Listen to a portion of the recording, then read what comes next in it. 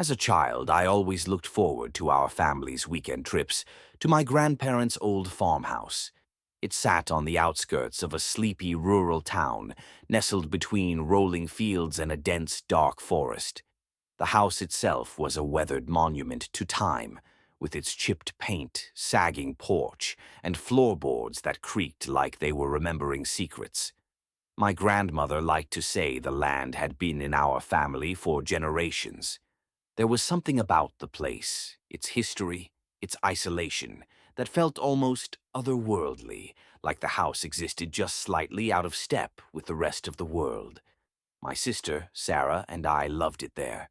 We spent countless hours exploring the overgrown paths, chasing each other through tall grass, and making up stories about the strange creatures we imagined lived deep in the woods. But more than anything, we loved playing hide and seek. The game took on a new kind of thrill in that vast, untamed space. It felt like the land itself joined in, offering secret places to hide, echoes to confuse the seeker, and shadows that played tricks on your eyes. It was on one particular summer evening, humid, heavy with the scent of wildflowers and distant rain, that Sarah suggested we play. The sun had begun to dip below the hills, casting long orange shadows that reached like fingers across the ground. The air buzzed with the kind of stillness that feels like a held breath. I remember how her eyes shimmered with excitement as she tapped my arm and said, "You're it." I covered my eyes, turned toward the house, and began to count. 1, 2, 3. My voice echoed through the stillness, each number feeling more out of place as the world quieted. A strange unease crept into my stomach, not fear exactly, but something instinctual, a sense that something was watching. I pushed the feeling down.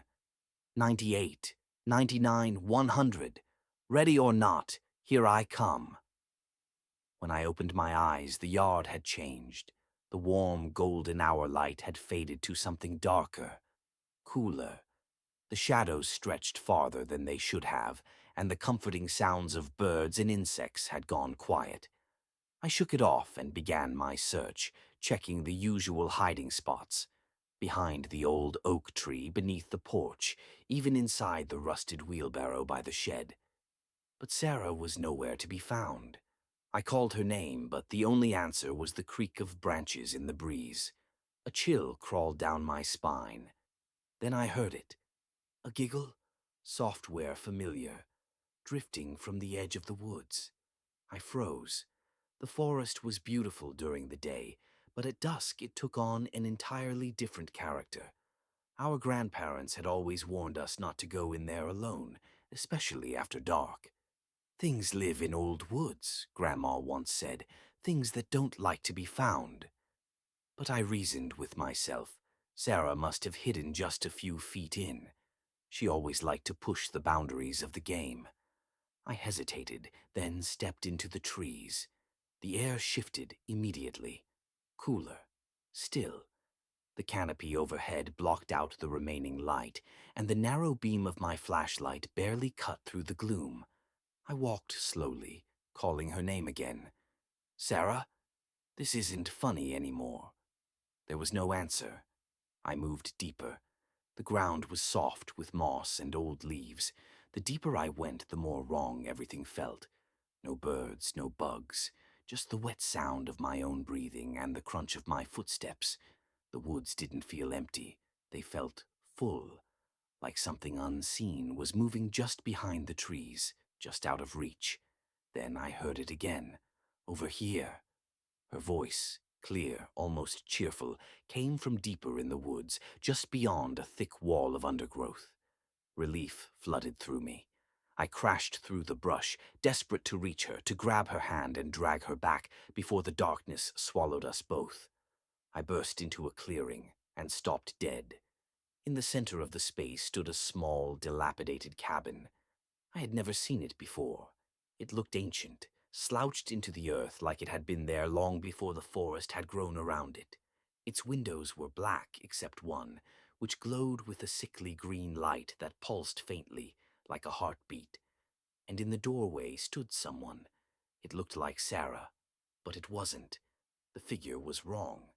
The smile stretched too far, and the eyes were vacant, glassy, glowing ever so slightly with the same sickly hue as the window behind it. My skin prickled as I took a step back. The thing tilted its head. "Why are you running?" it asked in Sarah's voice, but distorted, like someone trying to mimic her and getting the tone just slightly wrong. The cadence, the warmth. It was hollow. I couldn't move, couldn't breathe. "We've been waiting for you," it said. Behind it, inside the cabin, I saw other shapes, shadows moving, writhing just beyond the green-lit glass. Watching, I turned and ran. Branches clawed at my arms and legs. Roots tried to trip me. I didn't care. I didn't look back. I just ran, tears streaming down my face, lungs burning. Behind me, I heard something moving, soft footfalls, laughter that no longer sounded like my sister. By some miracle, I found the edge of the woods. The farmhouse lights cut through the darkness like a beacon. My grandmother stood on the porch with a lantern, her face pale with worry. "Where's Sarah?" she asked as I stumbled into her arms, shaking. I couldn't answer. I just cried. They searched the forest for days, weeks. Police, volunteers, dogs, nothing. No signs, no footprints, no broken branches. The clearing with the cabin, gone, like it had never been there at all. After that, everything changed. The house grew quieter. My grandparents stopped talking about the land. The games we used to play were forgotten. We never spoke about that night again. But sometimes, late at night, when the house is silent and the wind brushes against the trees just right, I hear it again. A voice, faint, playful, drifting from the woods. Over here. And I know the forest remembers. And one day it'll call me back.